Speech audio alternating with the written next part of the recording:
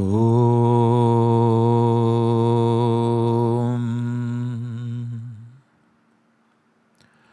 Guru Brahma Guru Vishnu Guru Devo Maheshwaraha Guru Sakshat Param Brahma Tasmai Shri Gurave Namaha Ajnana Timirandhasya Jnana Jana Shalakaya Chakshurun Militam Yena Tasmai Shri Gurave Namaha Tvameva Mada Cha Pita Tvameva Tvameva Bandhuscha Sakha Tvameva Tvameva Vidya Dravinam Tvameva Tvameva Sarvam Amriteshwari Ma Tvameva Sarvam Amriteshwari Ma Tvameva Sarvam Amriteshwari Ma.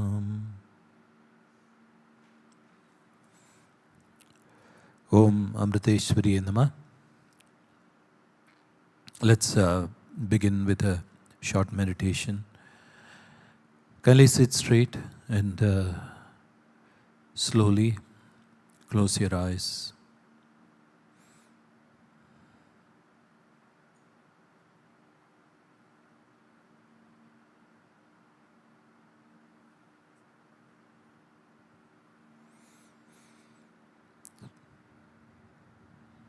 Bring your awareness into your breathing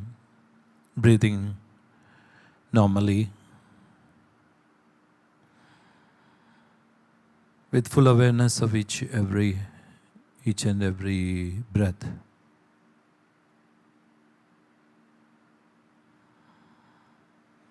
As you observe your breath,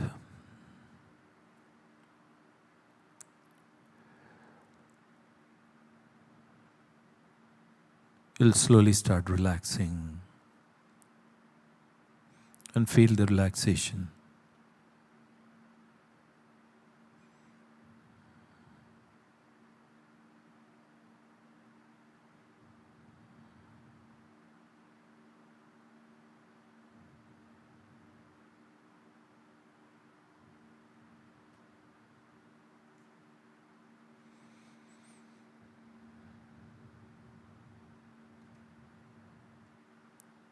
Now we'll chant Om 3 times, and as we chant Om, imagine the sound of Om to arise from your navel area and visualize the sound rising upwards along your spine, cleansing your body, your mind, and the atmosphere around you. Now kindly take a deep breath.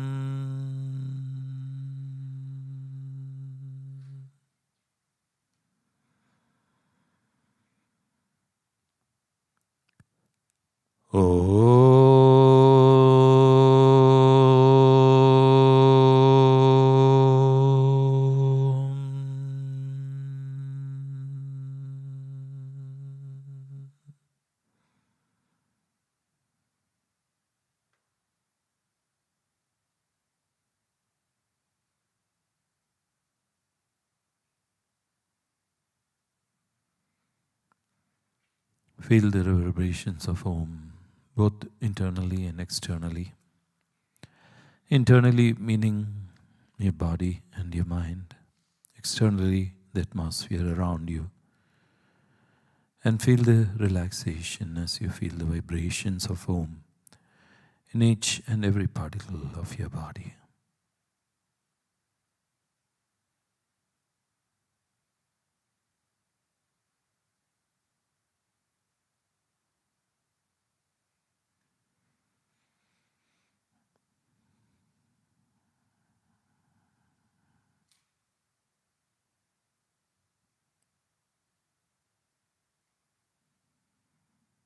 And now as you breathe in, chant the mantra Ma silently along with your in-breath, in synchronization with your in-breath. And Om when you breathe out. So Ma when you breathe in, and Om when you breathe out.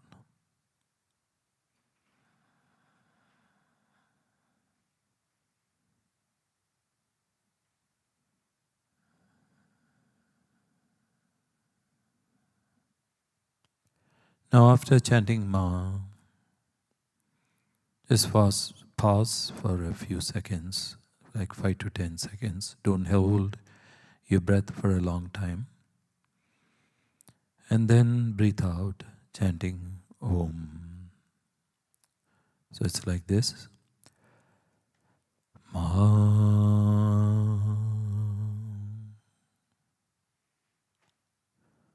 Om.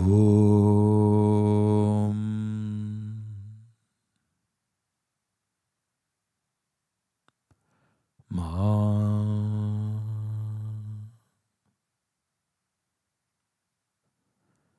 Om.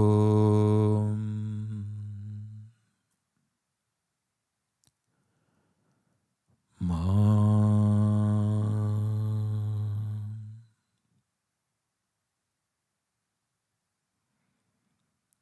Om. And continue like this for some time.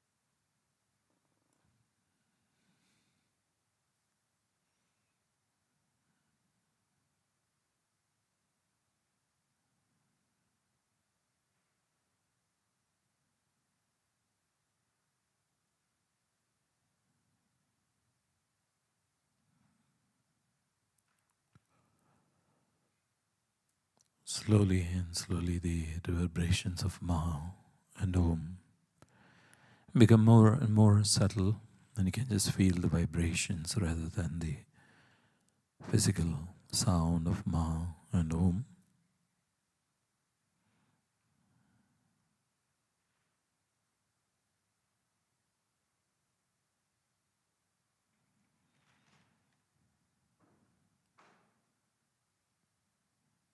And you go deeper and deeper into silence.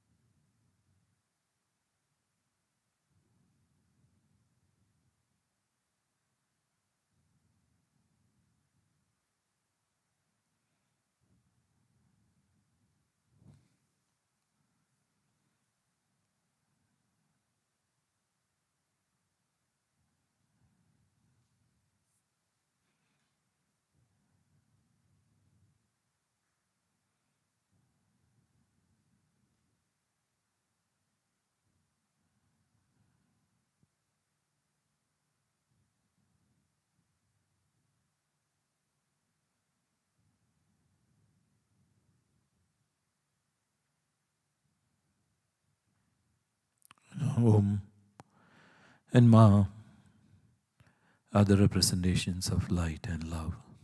Ma stands for love and Om for light.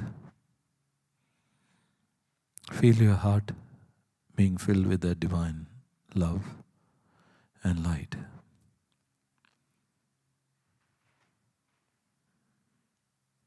Feel your heart expanding, just like a beautiful bud would blossom into a fragrant and beautiful flower. Feel your heart expanding.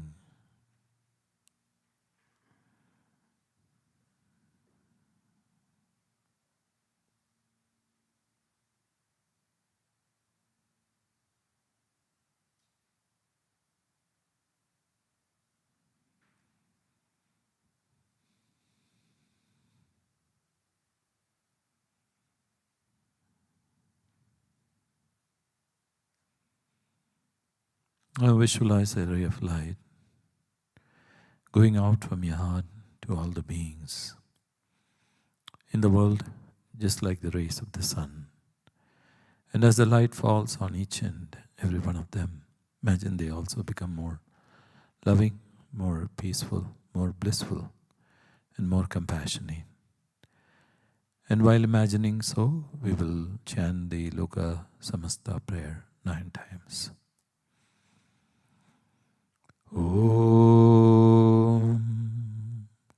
Lokaha Samastaha Sukhino Bhavantu Lokaha Samastaha Sukhino Bhavantu Lokaha Samastaha Sukhino Bhavantu Lokaha Samastaha Sukhino Bhavantu Lokaha Samastaha Sukhino Bhavantu Lokaha Samastaha Sukhino Bhavantu Lokaha Samastaha Sukhino Bhavantu Lokaha Samastaha Sukhino Bhavantu Lokaha Samastaha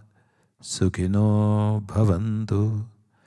Om Shanti Shanti Shanti. Om Shri Gurubhyo Namaha. Harihi Om.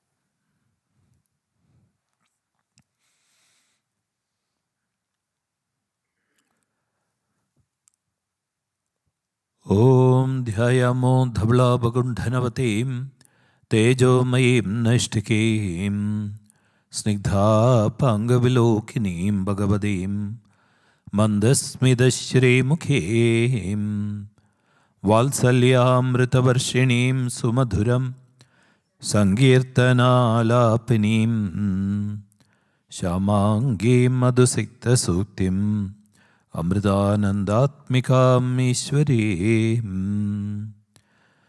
Om Sadashivasamarambham Shankaracharya Madhyamam Asmadacharya Pariyandam Vande Guru Parambaram Srude Smriti Purananam Alayam Karunalayam Namami Bhagavatpadam Shankaram Lokashankaram Shankaram Shankaracharyam Keshavam Bhadarayanam Sutra Bhashya Kritau Vande Bhagavandau Punapunaha Ishwarau Gururakmedi Murti Bheda Vibhagine Vyomavat Vyapta Dehaya Dakshina Murtaye Namaha Om Amriteshwaryaye Namaha Om Amriteshwaryaye Namaha Om Amriteshwaryaye Namaha.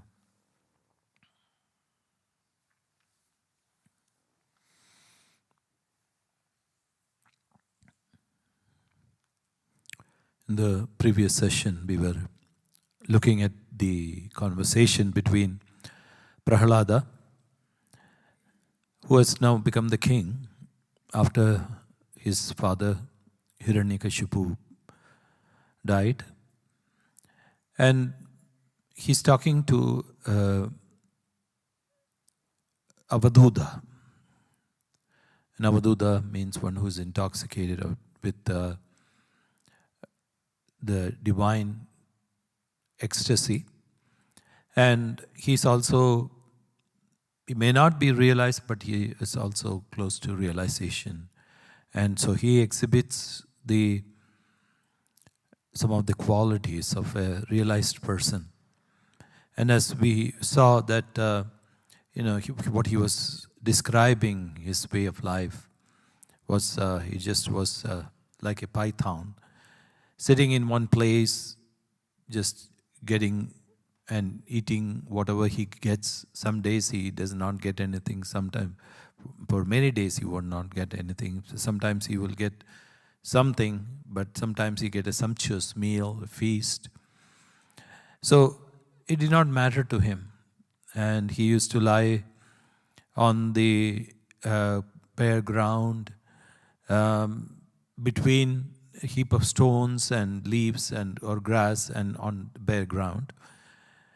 And he was saying that sometimes he moves around on chariots, elephants, and horses, and he's bathed in well and dressed in silk and other garlands and ornaments.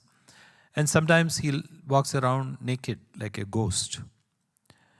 And he said he never praised or criticized people. And irrespective of their nature, he did not judge any of them. And he only prayed that they all gain devotion to the divine and the knowledge of their unity with the divine. And so as I was saying, that just gives us a glimpse into the life of a great Mahatma like that, as to how they live. And as last session, as I was saying, they don't require anything from us or from the world, because they are so content with themselves that they don't actually need anything from outside or from other people. And it doesn't matter to them where they live, whether they are sleeping or whether they are eating. And as we have seen in the case of Amma, several days she has gone without food, several days she has gone without sleep. It does not matter. And he says that as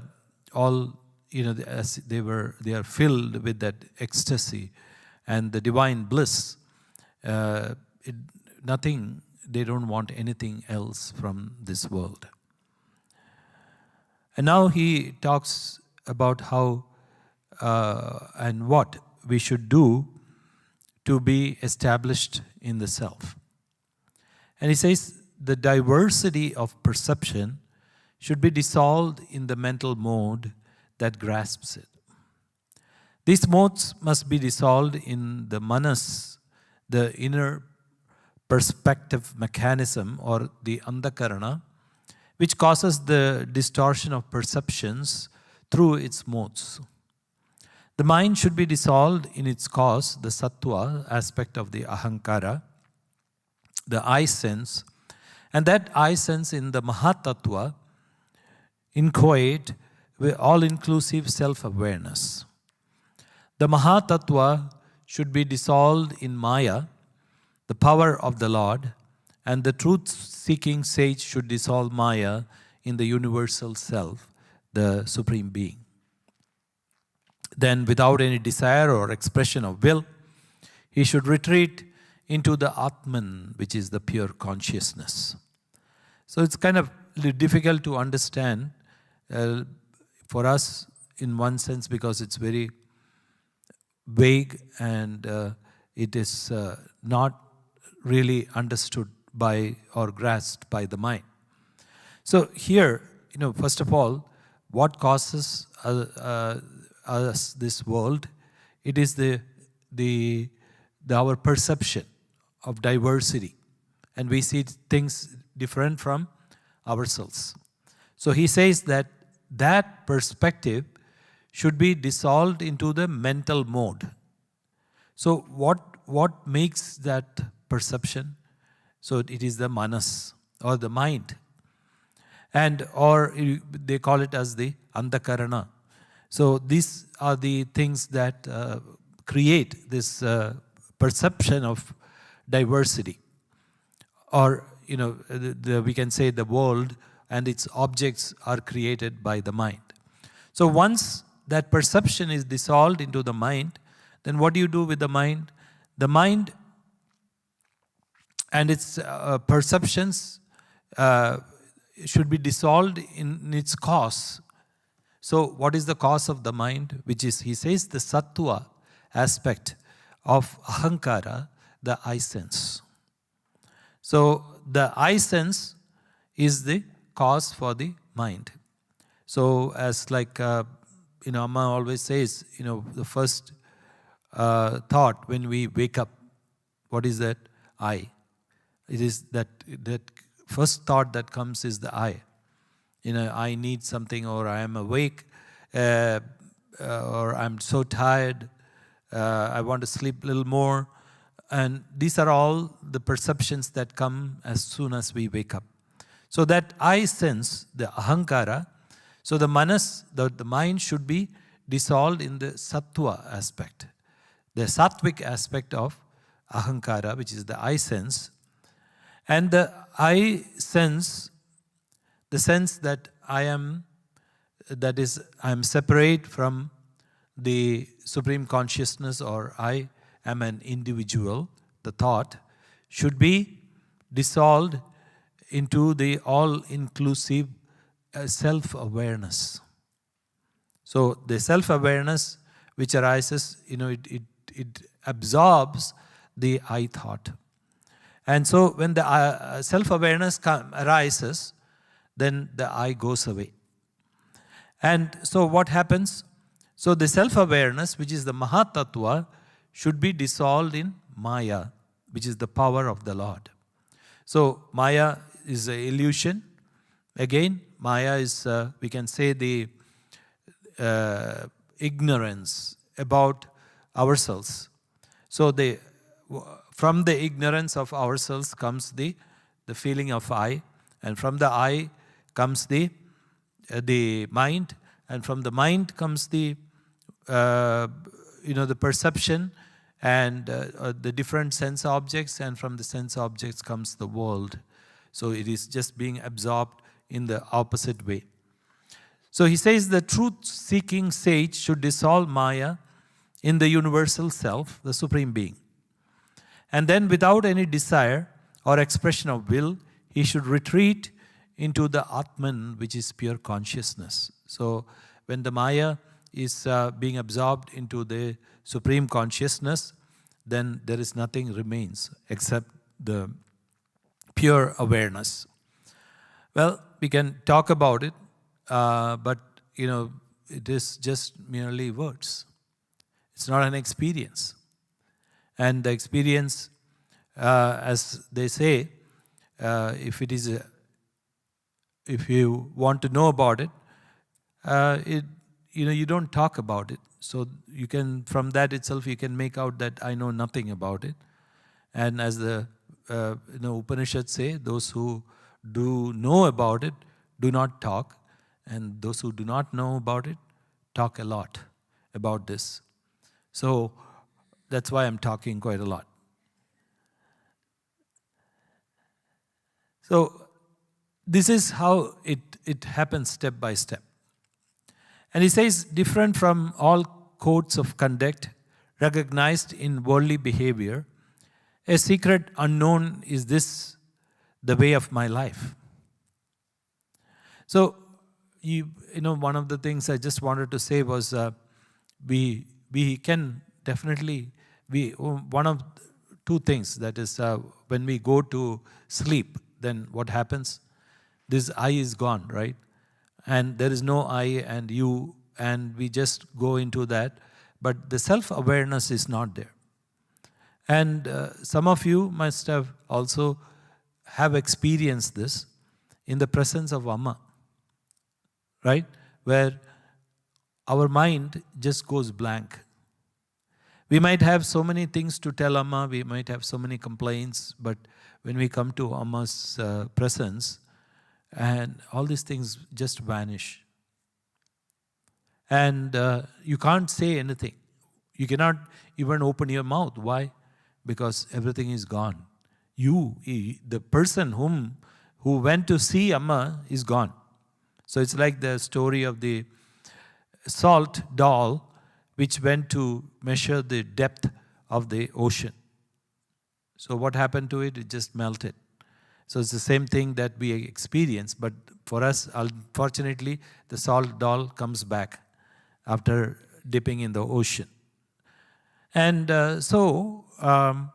he's saying that different from all codes of conduct recognized in worldly behavior, a secret unknown is this, the way of my life. I have communicated this to you only because you are wholeheartedly devoted to Lord. So only this can be understood by people who have complete devotion. Otherwise, you will think that all these things are really crazy and these things do not exist. How can this exist? For us, we have proof. What is the proof? Amma, right? And when we go to Amma, we can definitely say that we have experienced at least some of this. So we know that this exists. So that's how we get devotion. And that's how we want it more and more. And we are asking for it. And Amma gives us at least a glimpse, so that a taste of this, because then we'll ask for more. Then only we'll ask for more. So she will give sometimes just a taste of this. So Narada said, having thus heard the dharma of the Paramahamsa from this sage, Prahlada offered him worship with joyful heart, took leave and went home. So this is the dharma of the Paramahamsa. Paramahamsa means, Hamsa means swan, but Paramahamsa means supreme swan, who is dwelling in the supreme consciousness. So one of the things they say about the swans is they can, if water and milk are mixed together, they will separate the water and drink only the milk. So similarly, these Paramahamsas, even if they are living in the world, they will separate the world and then drink only the consciousness out of that. So they don't indulge in the worldly pleasures or in the worldly sensual indulgence. So now we see again the conversation between Yudhishthira, the king, and the divine sage who is Narada. So he says, Yudhishthira asks Narada, "O divine sage, how can a person like me, engrossed as I am with the affairs of household life, attain to this state of beatitude easily?" So this is such a pertinent question for all of us, right? And especially, when we are leading a household life, we can say that, ask this question, you can talk about all these paramahamsas, sannyasins, vanaprasthas, but as a grahastha, as a person like me who is engrossed with the affairs of household, how can they attain to this state? So Narada said, a householder should perform all the duties pertaining to his state as an offering to Vasudeva and attend on spiritually illumined personages. So, right itself, he gave the formula. One is, performing all your actions and offering the fruit of those actions to Vasudeva or to the Lord. So that's number one. And second one, he's saying, and attend on spiritually illumined personages. So you have to do seva for your Guru or Mahatmas. So these two things, first of all.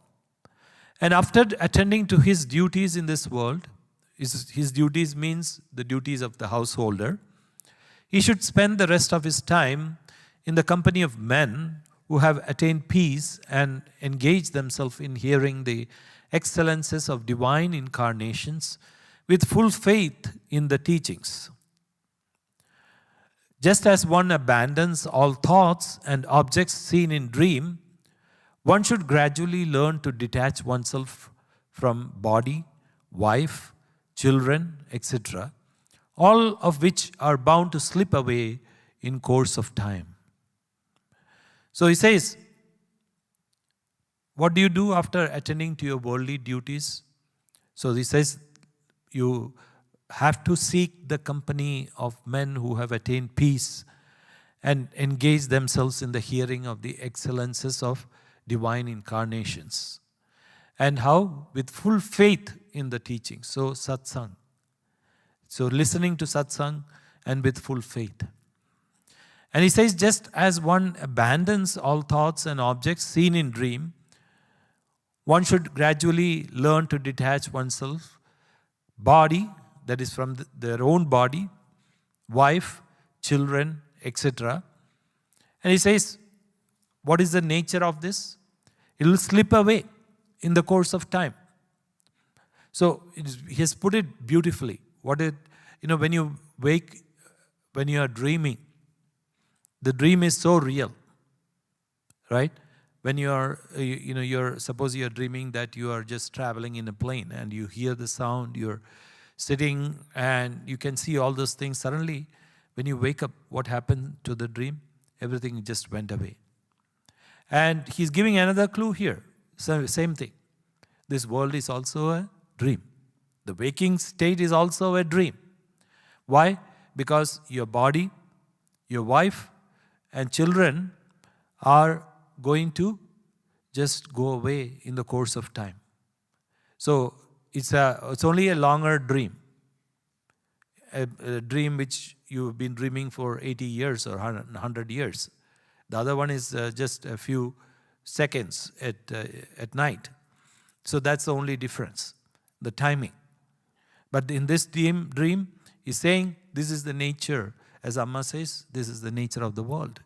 What happens? Your body will go away, your wife will go away, or husband will go away, children will go away. And even if you don't want to, it will happen in the course of time because that is the nature of the world. And those satisfied with what is required for the bare maintenance of physical life, and though endowed with renunciation, A learned householder should make all manly effort externally like one attached to the world. So how do you live? As Amma says, is you should live like the peanut inside the shell. So the peanut, what happens? It is inside the shell, but at the same time, if you shake it, it makes a sound because it's not attached to the shell. And so he's saying that even though, internally what you should do, you should be endowed with renunciation and satisfied with what is required for the bare maintenance of your body. And yet, you should live like one who is attached to the world. And one should give assent to the advice and suggestions of parents, sons, brothers, friends, and relatives without any personal attachment for the matters concerned. So you should also give, if they give advice to you, brothers, friends, relatives, and parents. So all these things, and you just say yes to everything, and listen to them. And if it is good, just take it. Otherwise, reject it. If it is not good for your spiritual growth. And he says, one should consider all the wealth one gets to be the gifts of Achyuta. Achyuta here means the Supreme Consciousness or the Lord. Be it grains produced by cultivation, with the help of rains that come from the skies, or be it got as a treasure trove from the earth, or be it what chance brings. Enjoying wealth with this attitude of mind, he should discharge all his duties. So he's saying, what should you do? So one should consider all wealth, whether it be grains that is produced by cultivation, or what happens? The treasure trove from earth. What kind of treasures you can see? Think about gold, silver, or anything like that. Or money, even money, You can say. So where does all these things come from? If you think about grains or any of the food items, it is the hard work of nature, right? And nature works so hard and produces the seasons, and the right time when we sow the seed, all we can do is just sow the seed. And after that, nature takes over. And either it gives fruits, it gives grains, it produces all the different kinds of things. And even if you look at the animals, all you can do is just feed them, but they grow and they produce, like the bee produces honey, and so all the other animals or insects are doing their duty. And so how do you contribute to this? Zero, right? All you just do is you can just at least not harm them. And secondly, what you do is just, as I said earlier, just sow the seed. That's all you can do. The rest is with nature. And how about wealth? Again, the wealth is produced by the earth only. And the wealth comes from earth only. And even if it is money, we can say money, what is money is there? The money is printed on paper, and this is what we are giving value. And where does the paper come from? From the trees. So again, we see that, here, whatever we get, whether it's be gold, iron, or any other sorts of things, it's all derived from the earth. So he says, there is no problem in enjoying wealth, but what should be the attitude of the mind? That the attitude of the mind should be that those are the gifts of Achyuta. So these are the gifts that is given to me, and he says, so just discharge your duties and understand all the gifts that you are getting is from the Supreme Consciousness. And he says that an embodied being is entitled to possess what is required as food to fill his stomachs. One who claims more than that is a thief and deserves punishment. So he says, one of the things he says is, you should eat only to fill your stomach. And if you eat more than that, then what happens? You are a thief. It means you are robbing others. And he's saying that this is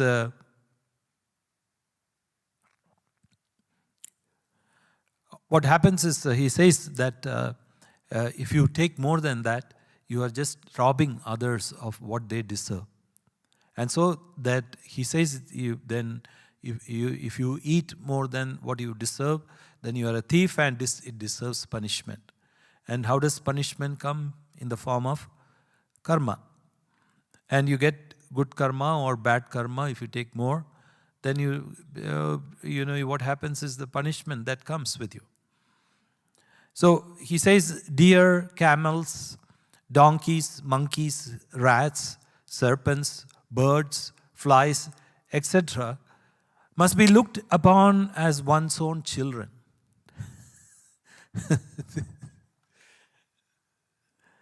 So he's saying that sometimes some people are scared, because here he also includes snakes and things like spiders or roaches. And he says, how should we look upon them? As our own children. Why? Because he says, what difference is there between these creatures and one's own issue? So what is the difference between your children and those that are flying around us or crawling around us? So they are also your children, and the human beings also are your children. So you should consider them as your children. So there is a beautiful story to exemplify this. And there was a great saint in Kerala known as Chattambi Swami. And the Swami, what happened was, he used to go to, people who used to invite him to their home, and he used to go for bhiksha. And from home to home, he used to travel sometimes. And so during one such travel,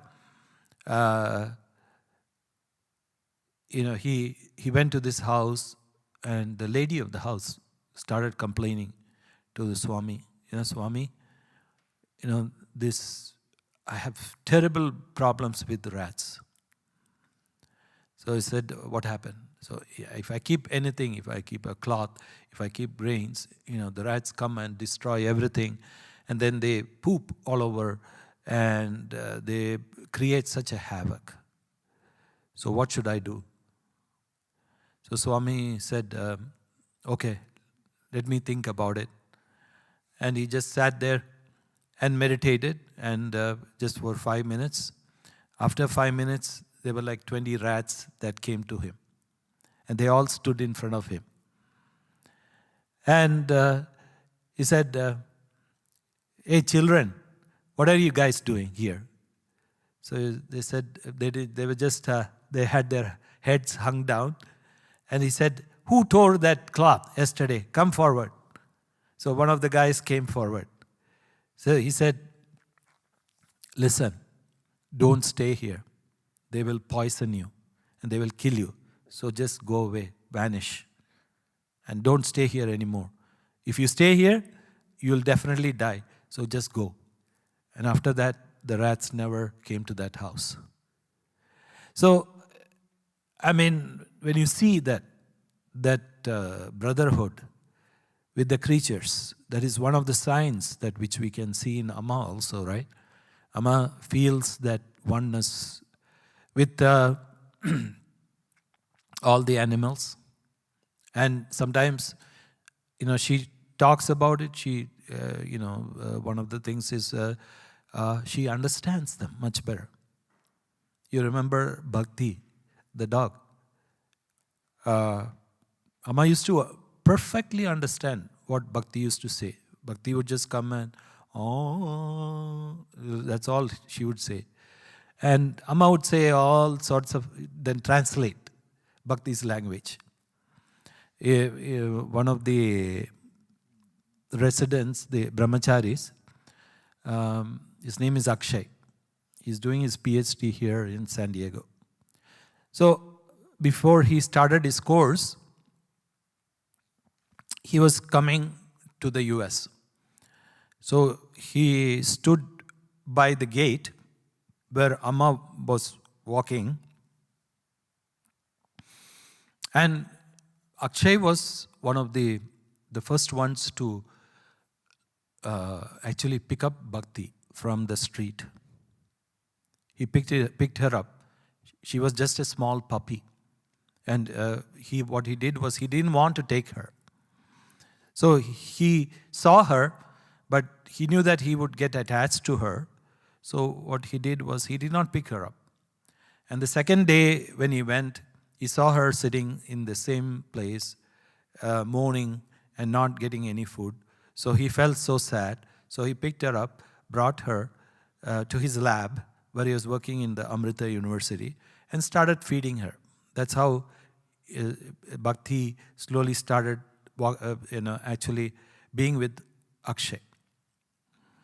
It's a beautiful story. Then what happened was one day, Bhakti's leg,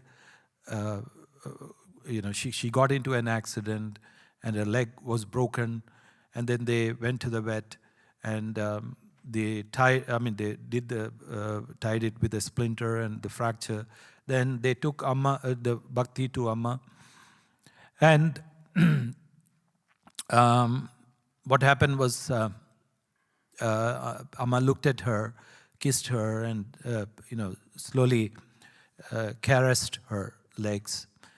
And they said they wanted to give a name to the dog, and at that time she was not known as Bhakti. Then what happened was Amma said, when she gets better, you come back, I'll give her a name. And when they brought her back, they, then Amma asked everybody, what name should I give? So they gave all kinds of doggy names, Tutu, Butu, all those things. She just looked at her, and then she saw that Bhakti was looking at her eyes, into Amma's eyes, and then Amma named her Bhakti. That's what it is. So what happened was, coming back to the story, Akshay was standing there. And what happened was Bhakti came and looked at him first, and even though he had brought her up, once she went into Amma's room, she would never be attached to him. She was only attached to Amma. And she came running out of Amma's room, because every time Amma comes out, she comes first. So she came and then suddenly looked at Akshay, went to Akshay for a minute, acknowledged him and ran away. And as Amma was walking, Amma was seriously talking to somebody, and so Akshay wanted to tell Amma that he was leaving to the US, but he could not mention this to Amma. And Amma walked for a while, and then suddenly she retraced her steps because Bhakti came to Amma and said something. So then Amma started retracing her steps. And then she came to Akshay and said, "Oh, Bhakti told me that you were standing here." And so why are you standing here? So Akshay said, "Amma, I'm going to the US tomorrow. So I just wanted you to know."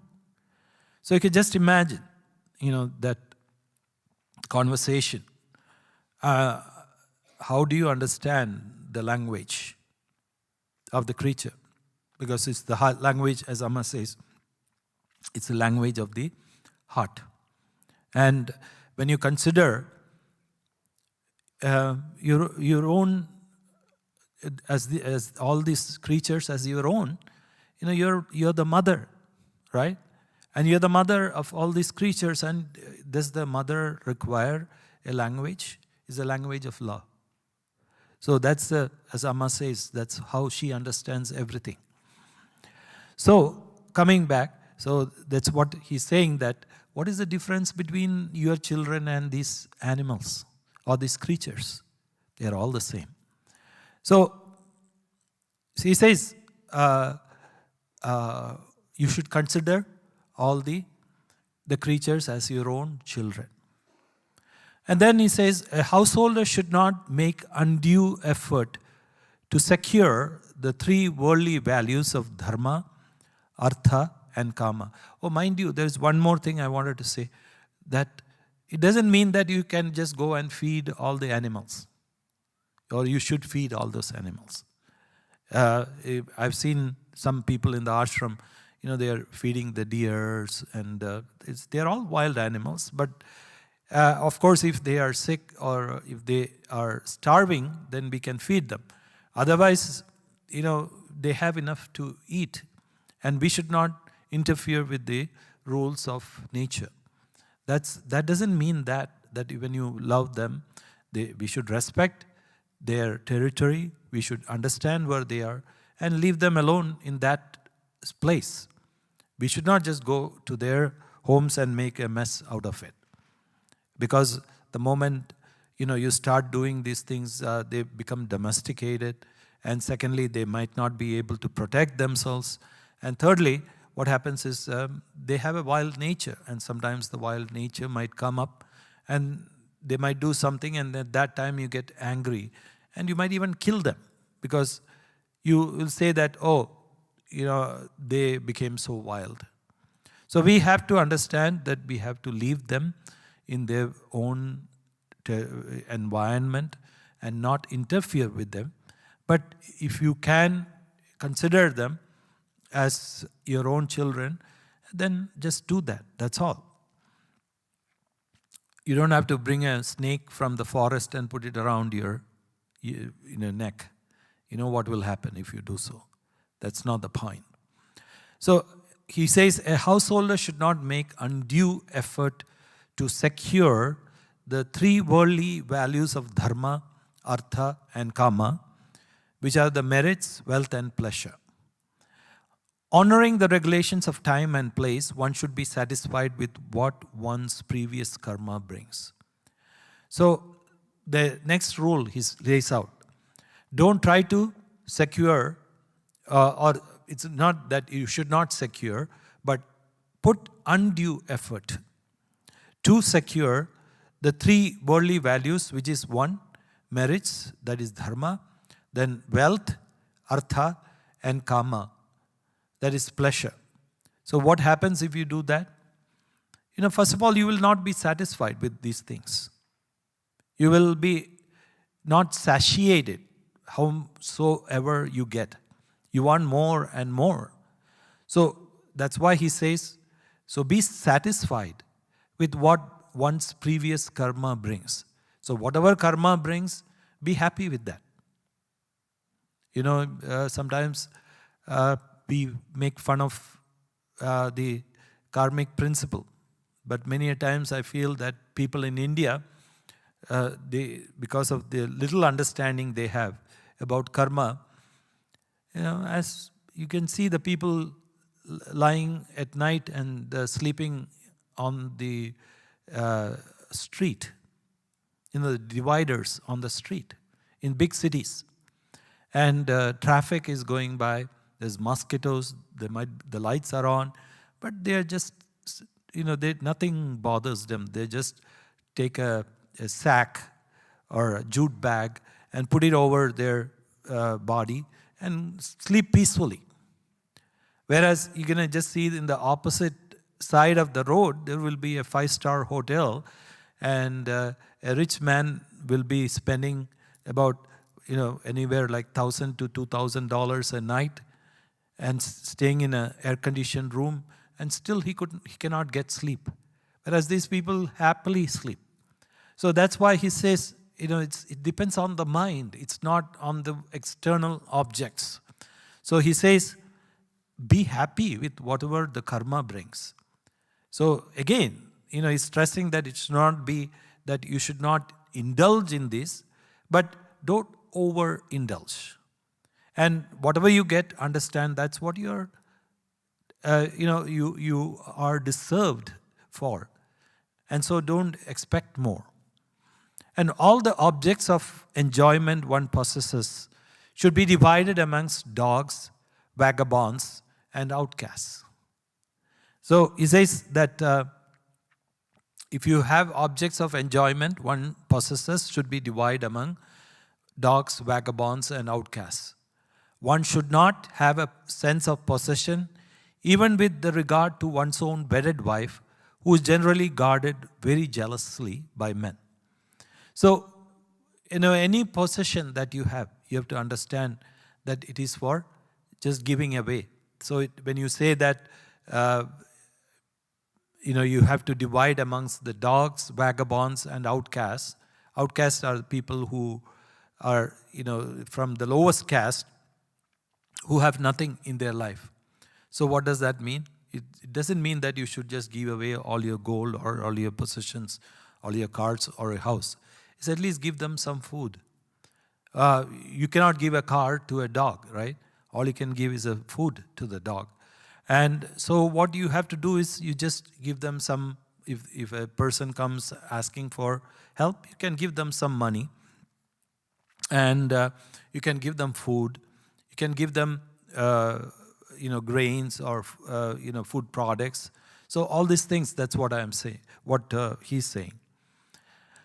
And one should not have a sense of possession, even with regard to one's own wedded wife. And so he's saying that, it's okay to have a wife, but don't be over-possessive. What happens is if they are generally guarded very jealously by men. So this is the problem. I've seen this problem in some of the men. They become so jealous that they wouldn't allow their wives to even to get out of their house. Because why? Because they think that other men may see them. I mean, this is in India I'm talking about. They want to protect their wives. And so what happens is women are not given freedom and they're just imprisoned in their own homes. And the other thing is, because of this jealousy, they are very suspicious. It can be both. I'm not just talking about men, but also it can be women also. I know certain women who are also very suspicious and who come and complain to Amma, saying that my husband keeps looking at other women and I have a suspicion that he's having another affair. So this happens with wives also. So it can happen both ways. But what happens is, because of this jealousy, you have to understand this relationship is being affected. So you cannot have any peace if you become over possessive. So that's why he's saying even one should not have a sense of possession. Means you have to understand that your husband, your wife is another individual soul whose journey is with you. And luckily for you, they are with you. And it's a journey that you're doing together and traveling together. And what is your destination? Both of your destination is the supreme goal of reaching the shores of consciousness or self-realization. So you are two travelers traveling together. And you have to again understand that anytime one of you can just go away and one of you can just drop. And so you have to understand that the time that you have with the other person is precious, and it is also very little, and there is not too much time also. So just enjoy and don't make a mess of the relationship by fighting with one another, being jealous, being angry, and having so much of creating so much problems in that relationship. And he says, for the sake of woman, it is found that man does not hesitate to put an end to the life of his father or teacher or even himself. If one is able to overcome the sense of possession in regard to her, the woman, one would have conquered even the invincible Lord himself. Oh, how worthless is this body. So, just a minute here. So he's saying for the sake of a woman, or you can say just man. You can say that it is found that man does not hesitate to put an end to the life of his father or teacher or even himself. So you can see that for the sake of a woman, a man will do anything, or for the sake of a man, a woman can do anything. You remember the story that Amma said about the guru who had a disciple, and the guru had an older mother, and so the disciple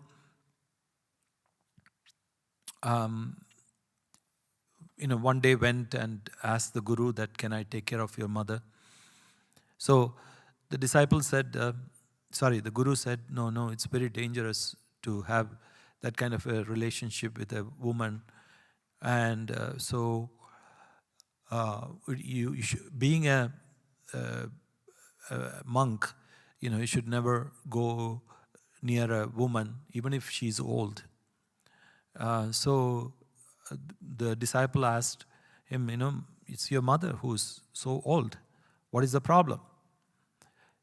So the guru smiled and said, okay, you try. So he went and he started taking care of her, the guru's mother. And slowly what happened? The mother of the guru started falling in love with the disciple. And slowly what happened was the mother started telling him, slowly advising him, saying that, my son is not the right guru. You are the best guru. What you should do, you should take hold of all the possessions, the ashram, and if he resists, even kill him. So, that's how the relationship goes. So when the disciple went back to the guru and told him, so he said, look, this is what I said. This is what happens. And so generally in a relationship, what happens is when we become overindulged, then we just become blind because of those sensual pleasures and our attachment. And so what happens, we don't, that's why he's saying that whether it be a father, teacher, or even yourself, you don't hesitate to put an end to your life. How many people have ended their life because of a woman or a man? They could not marry the person they wanted. So they would commit suicide. And he says, one of the things is, in regard to her, one would have conquered even the invincible Lord himself. So if he had put that much effort as to get a man or a woman, he would have conquered, or he would have reached self-realization. So there is a beautiful story, and it is attributed to many saints. So I don't want to say the name of each saint. And so what happened was, this saint was before he became a saint, he was so enamored. And then one part of the story is that this woman was a prostitute. The other part of the story is that he was his wife. And he was so attached to his wife, let's say it's a wife. And so what happened was, one day, the wife went to her father's house. And so being so attached, he became so sad. And he could stand only for a night. So the next day, what he decided to go and see her, because he could not even think about being away from her.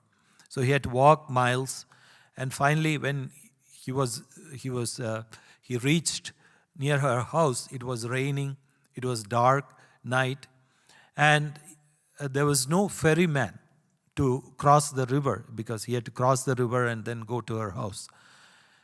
So he started swimming, and then the current was strong, and he was just started drowning when suddenly he found a piece of log.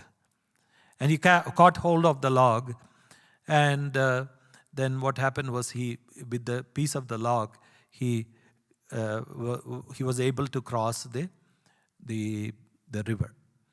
And then after that, he went to her house, and he started calling her, and realized that she was living in the first floor or the second floor of the house.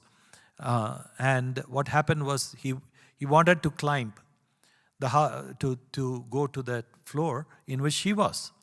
So he was searching for everything, and finally he found a rope, and he caught hold on the rope and climbed, and then suddenly he called for his wife, and the wife opened the door and was so surprised to see him. And she asked, it has been a dark night and it has been raining, and how did you get here? So he explained the whole thing. And then she said, do you know what that rope was? It was a snake. You caught hold of a snake and got up here. And do you know what that, the log, or that you caught hold to cross the river? It was a dead body. And she said, look, if you had even an iota of love for the Lord as you have for me, you would have been self-realized long time ago. And that just struck his ears and his mind. It went into his mind. And suddenly he realized what a fool he was. He just left everything. He left his wife and went into just seclusion, to do meditation, to do spiritual practices, and he later became a great saint. So he's saying that that's what he's talking about here. If you had so much of love for, or even one, an iota of love for the Lord as you would have for a woman or a man, then you would have reached self-realization faster. And he's saying, how worthless is this body which is reducible to dirt and ashes, or into food for worms? How absurd is the idea of a wife for giving enjoyment to this worthless thing of a body. And by the side of these, how overpowering is the grandeur of the Atman, which can cover up its brilliance even in the all-pervading sky. So look at the Atman, look at the consciousness. It is nothing compared to your wretched body. What happens to it? It goes into the dirt, or it becomes food for the worms. And what about the idea of your wife? You're looking at a woman and the body of the woman and saying, this is my wife. Again, her body is also the same thing.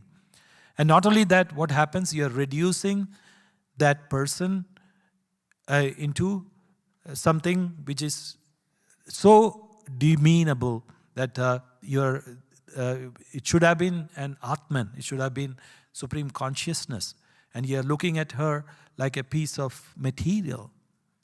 So he's saying, look at these sides. And if we look at the Atman, its brilliance can cover the all-pervading sky. And you don't look at that. And so when you compare that with the body and your possessions, it is nothing. So we will stop here, and that's enough of renunciation for today and detachment. If this, I hope this brings about some detachment to our body and our possessions. If not, we have to listen to it again, and then it will slowly come. So praying that Amma gives us some sense of detachment and attachment to the Supreme. Om Amriteshwari Namah.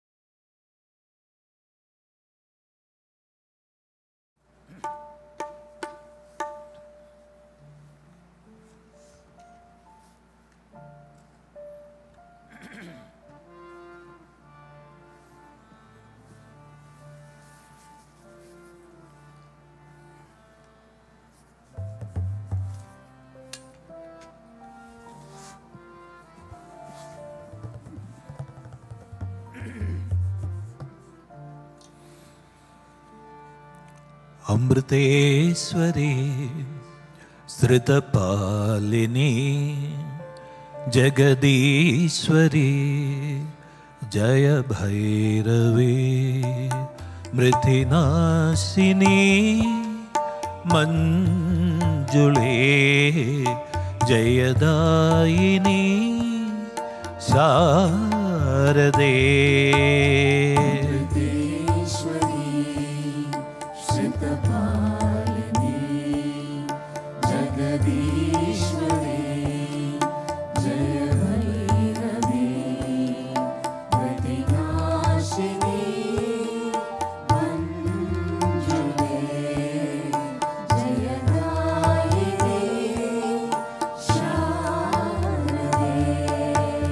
Amriteshwari श्रुतपालिनी Jagadishwari जय भैरवे मृतिनाशिनी मंजुले जयदायिनी शारदे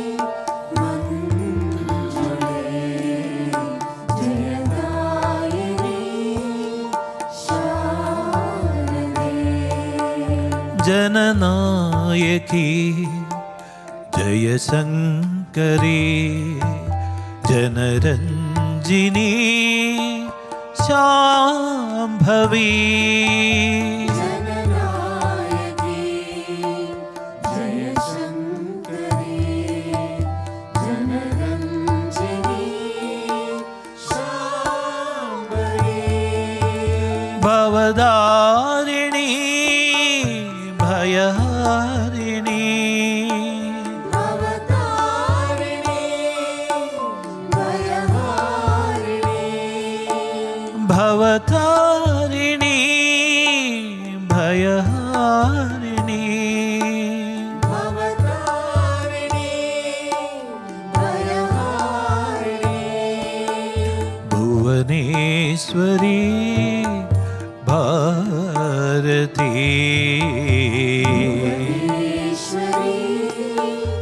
भारती अमृतेश्वरी श्रुतपालिनी जगदीश्वरी जय भैरवी प्रतिनाशिनी मंजुले जयदायिनी शारदे शिवकामिनी शुभकारिणी श्रुतिपालिनी श्रीकरी शिवकामिनी शुभकारिणी श्रुतिपालिनी श्रीकरी स्वररागिणी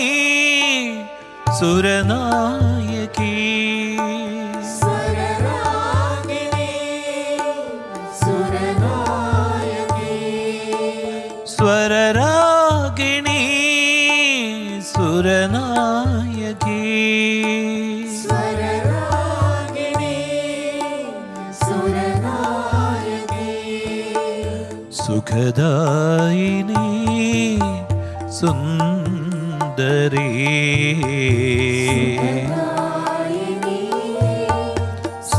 सुंदरी अमृतेश्वरी श्रुतपालिनी जगदीश्वरी जय भैरवी प्रतिनाशिनी मंजुले जयदायिनी शारदे करुणामयी कलिनाशिनी कवितामयी कालिगे करुणामयी कलिनाशिनी कवितामयी कालिगे गुरुरूपिणी गिरिनन्दिनी गुरुरूपिणी गिरिनन्दिनी गुरुरूपिणी गिरिनन्दिनी गिरिरूपिणी गिरिनन्दिनी गजगामिनी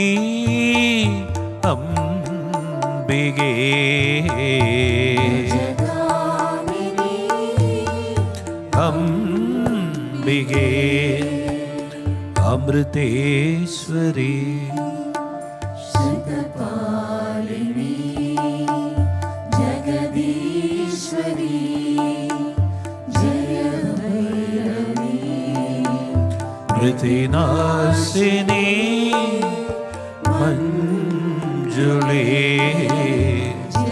जयदायिनी शारदे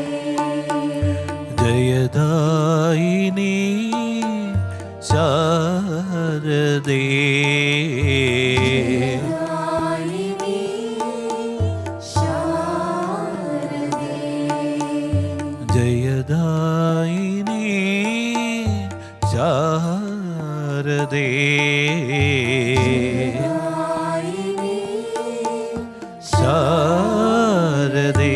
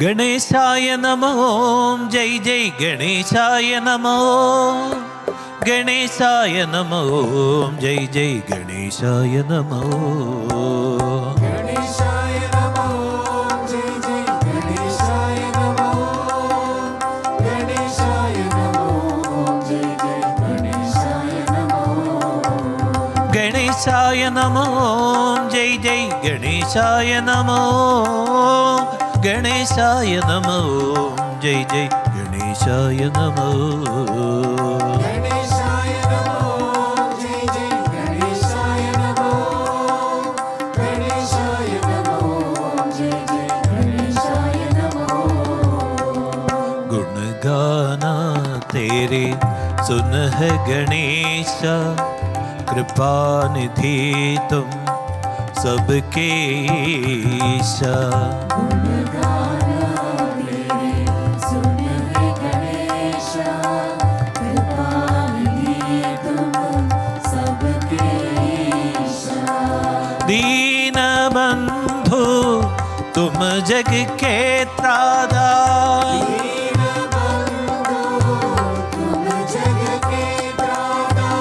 दीन बंधु तुम जग के त्राता दीन बंधु तुम जग के त्राता पार्वती नंदन षण्मुख ब्रादा दीन बंधु तुम जग के त्राता पार्वती नंदन षण्मुख ब्रादा गणेशाय नमो जय जय गणेशाय नमो गणेशाय नमो जय जय गणेशाय नमो गणेशाय नमो जय जय गणेशाय नमो गणेशाय नमो जय जय गणेशाय नमो तुम हो प्रभु गुण ज्ञान के सागर सुर मुनि मन में नित्य जागर तुम हो प्रभु गुण ज्ञान के सागर सुर मुनि मन में उजागर करु प्रसन्न में कैसे नाथा प्रसन्न में कैसे नाथा करु प्रसन्न कैसे नाथा।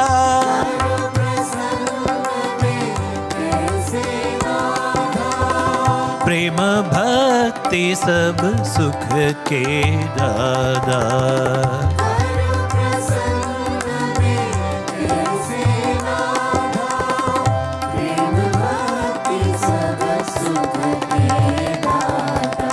गणेशाय नमो, जय जय गणेशाय नमो।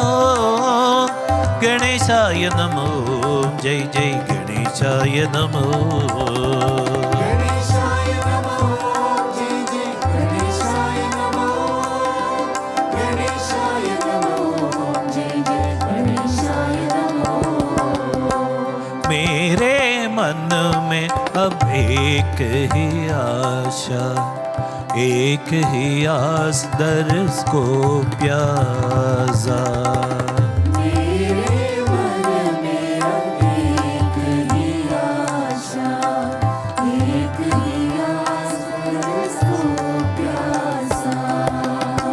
हृदय कमल तेरी औज में फूले।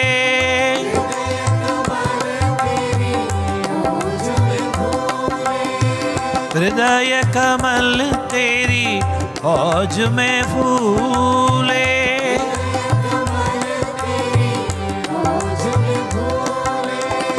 मिठे अंधियारा मन मौज में झूले।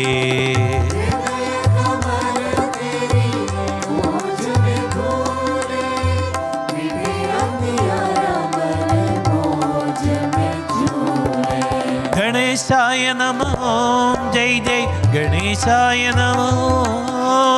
गणेशाय नमो, जय जय गणेशाय नमो। गणेशाय नमो, जय जय गणेशाय नमो। गणेशाय नमो, जय जय गणेशाय नमो। गणेशाय नमो, जय जय गणेशाय नमो।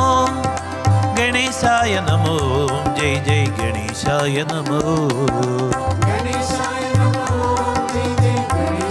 नमो। गणेशाय नमो, जय जय गणेशाय नमो। गणेशाय नमो, जय जय गणेशाय नमो। गणेशाय नमो, जय जय गणेशाय नमो। गणेशाय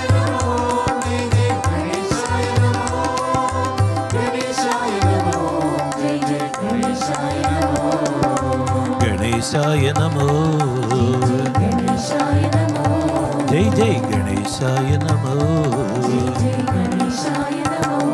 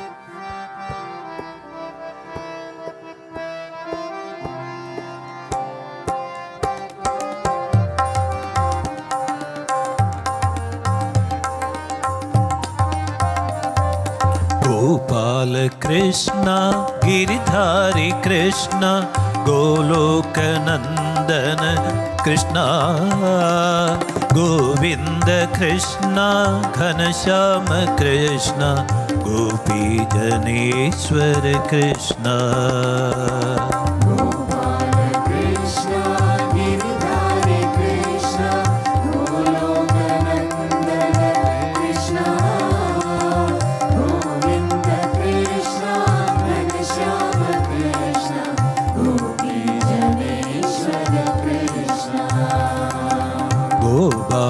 Krishna, Giridhari Krishna, Gologanandana Krishna, Govinda Krishna, Ghanashyama Krishna, Gopi Janeshwar Krishna.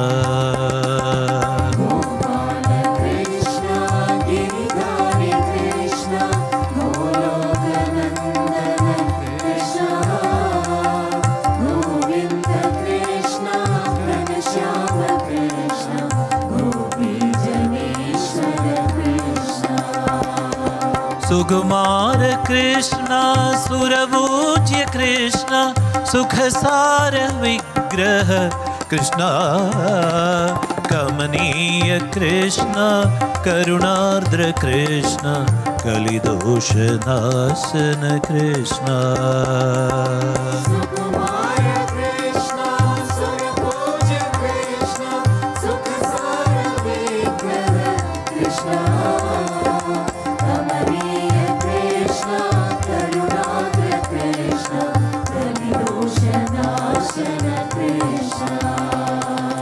Gopal Krishna Giridhari Krishna गोलोकनंदन Krishna Govind Krishna Ghanshyam Krishna गोपी जनेश्वर कृष्ण नवनीत कृष्ण नटराज कृष्ण नलिनीदलेक्षण कृष्ण यदुनाद कृष्ण यदु सेव्य कृष्ण यमुना तडाश्रित कृष्ण नवनीत कृष्ण नटराज कृष्ण नलिनीदलेक्षण कृष्ण यदुनाद कृष्ण यदि सेव्य कृष्ण यमुना तटाश्रित कृष्ण गोपाल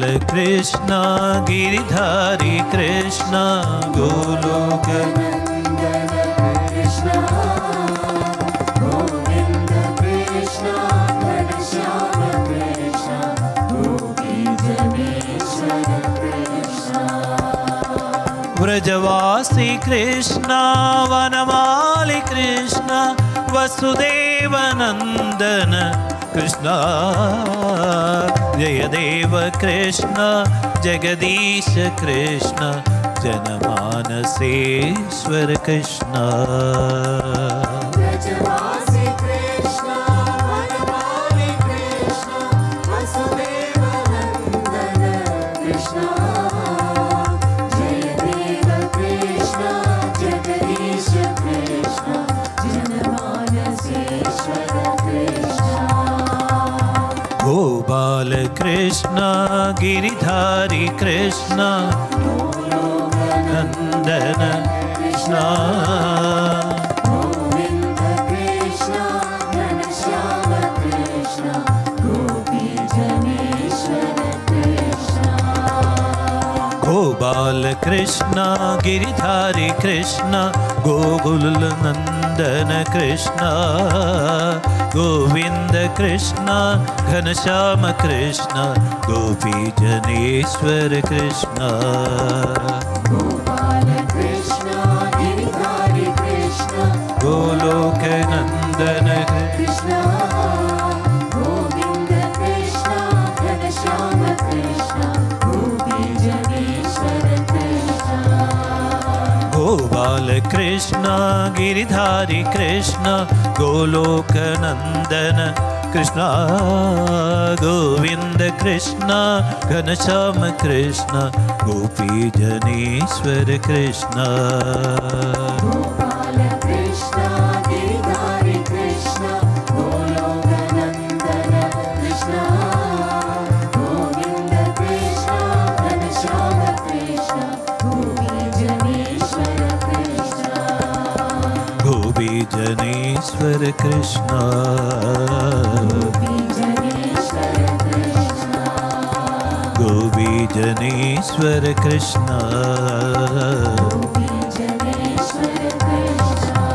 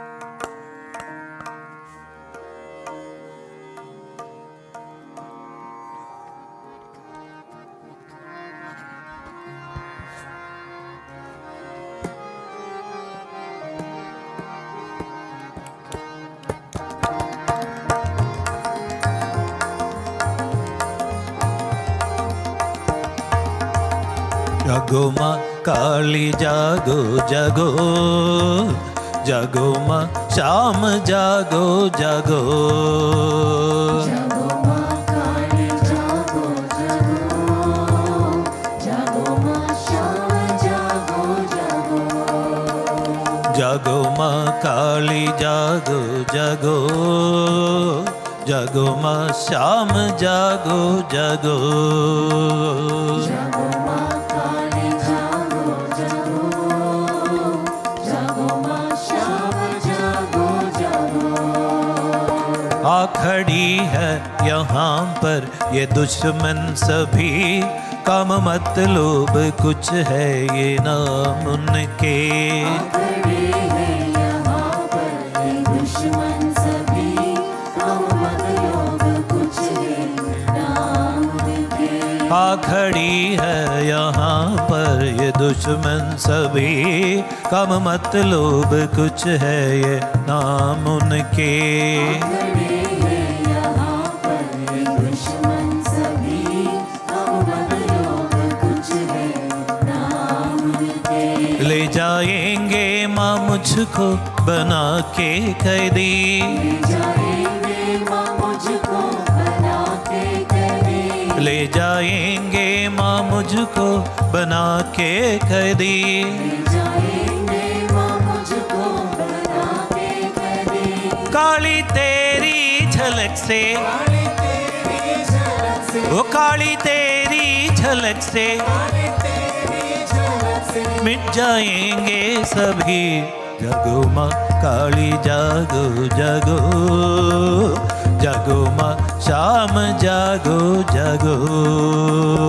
जागो माँ काली जागो जागो, जागो माँ श्याम जागो जागो। तू न आया तो मैया कहेंगे सभी, इसकी माँ में थोड़ी सी दया ही नहीं।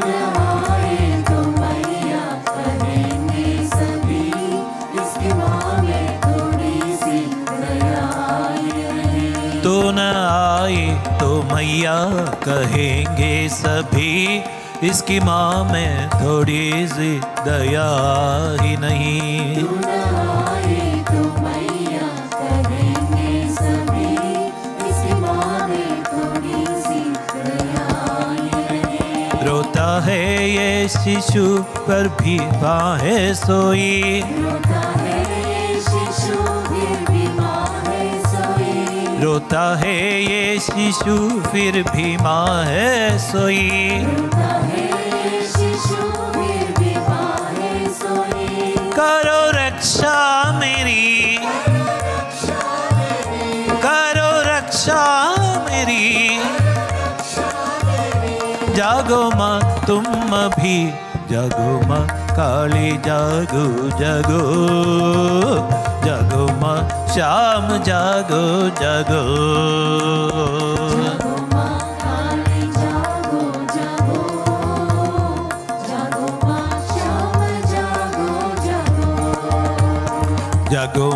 काली जागो जागो, जागो माँ श्याम जागो जागो। जागो माँ काली जागो जागो, जागो माँ श्याम जागो जागो। जागो माँ काली जागो जागो, जागो माँ श्याम जागो जागो।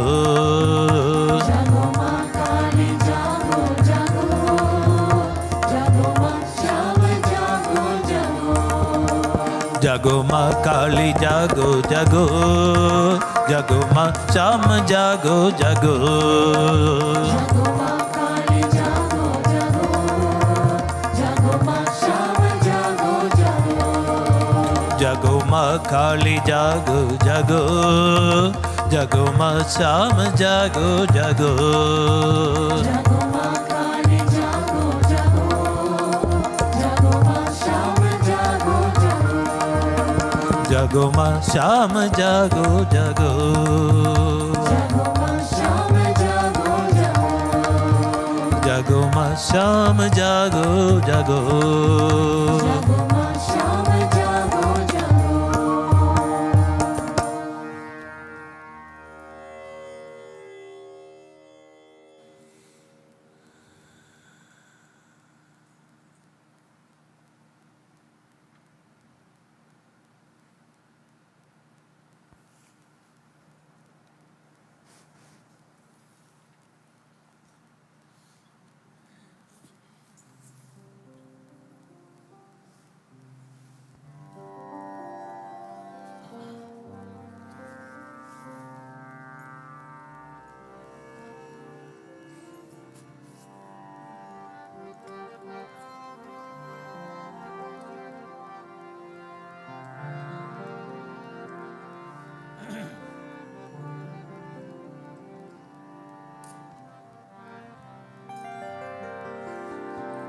अमृतेश्वरी मङ्गलम् प्रणमता मुक्तिप्रदे मङ्गलम् भुवनेश्वरी मङ्गलम् सुकृतेना एकाश्रये मङ्गलम् अमृतेश्वरी मङ्गलम् प्रणमदा मुक्तिप्रदे मङ्गलम् भुवनेश्वरी मङ्गलम् सुकृतिना एकाश्रये मङ्गलम् हृदयेश्वरी मङ्गलम् हृदिलसत्तेजोर्मयी मङ्गलम् मृदुभाषिणी मङ्गलम् विजयदा प्रेमाकृते मङ्गलम् विजयदा प्रेमाकृते मङ्गलम् विजयदा प्रेमाकृते मङ्गलम्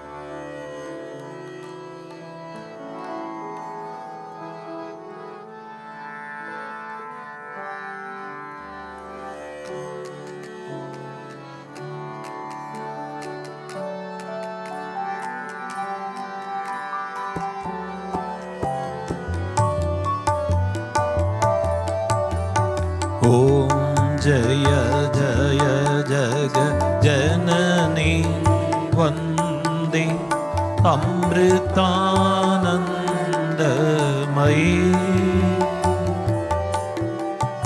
मंगल आरती माधव भवानी अमृतानंदमयी माधा अमृतानंदमयी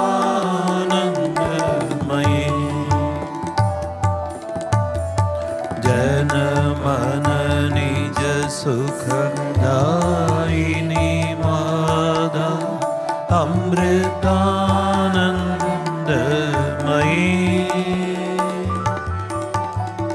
मंगलकारिणी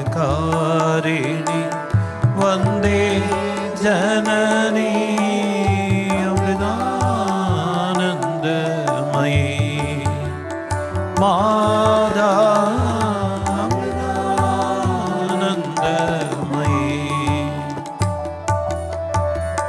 सकलागम निगमादिषु चरिते अमृतानन्दमयी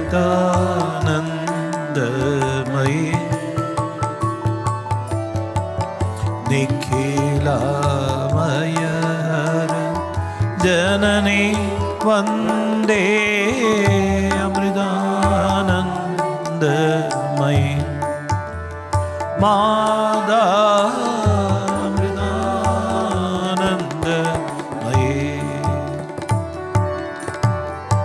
प्रेम रसामृत वर्षिणी मादा अमृतानंदमयी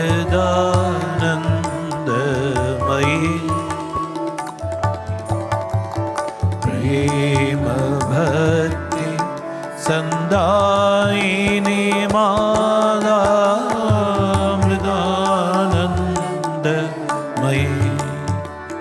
माता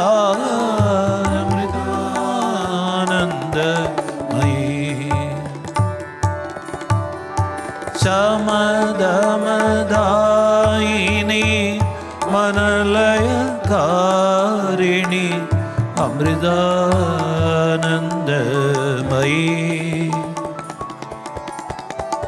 सददं मम हृदि वसदा देवी अमृतानन्दमयी मादा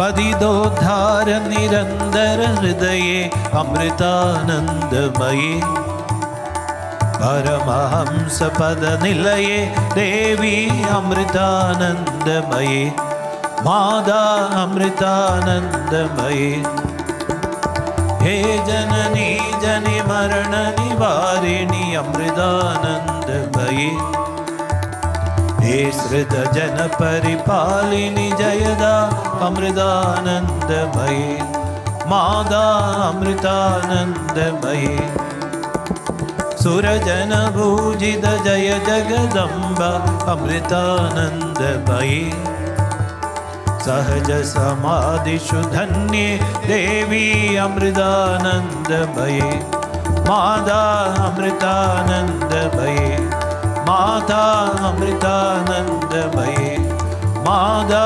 अमृतानंदमयी ओम जय जय जगजननी वन्दे अमृतानंदमयी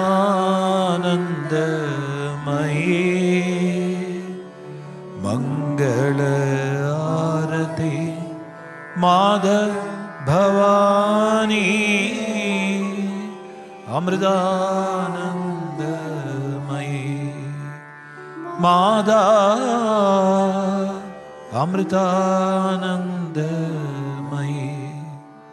माता अमृतानंदमयी।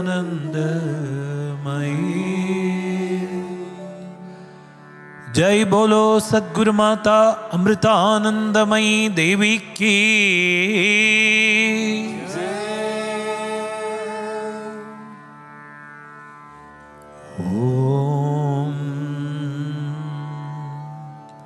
असतो मा सद्गमय तमसो मा ज्योतिर्गमय मृत्योर्मा अमृतं गमय। ॐ शान्ति शान्ति शान्तिः। ॐ लोकाः समस्ताः सुखिनो भवन्तु। लोकाः समस्ताः सुखिनो भवन्तु। लोकाः समस्ताः सुखिनो भवन्तु। ॐ शान्ति शान्ति शान्तिः। ॐ श्री गुरुभ्यो नमः। हरिः ॐ।